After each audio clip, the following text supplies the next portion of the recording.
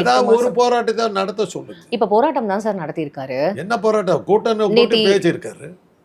கூட்டத்தில் லாகட் டெத்துக்கு மரியாதை கொடுக்க வேணும் போயிட்டார், வீட்டு போயிட்டார். இப்போ ஊர்வலம் போய் நடந்து போய் கோட்டையில் நிற்க வேணாம், கைது பண்ணு பார்க்கலாம்.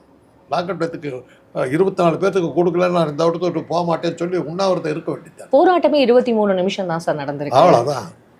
24 டெத்து, ஒரு டெத்துக்கு 1 நிமிஷம் வீதம் செலவு பண்ணியிருக்காரு. 23 நிமிஷம், 3 நிமிஷம் கம்மியா தான் பேசியிருக்காரு அப்படின்ற மாதிரி இன்னொரு விமர்சனமும் இருக்கு சார். இந்த மாதிரியான ஒரு போராட்டங்கள், இந்த மாதிரியான ஒரு விஷயங்கள் எடுத்ததில்லை அப்படின்ற மாதிரி பார்க்கப்படுது. வருத்தமா இருக்குமா?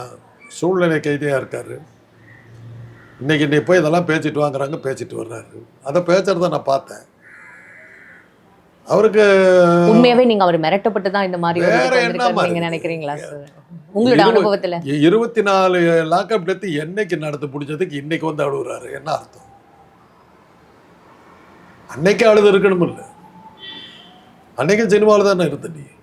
திமுக ஆட்சிக்கு வந்து 4 வருஷம் தானே, 4 வருஷம் நீ சினிமாவில் தானே இருந்த. அன்னைக்கு நீ கண்ணீர் விட்டு கதறி அந்த வீட்டுக்கு போயிருக்க வேணாம்?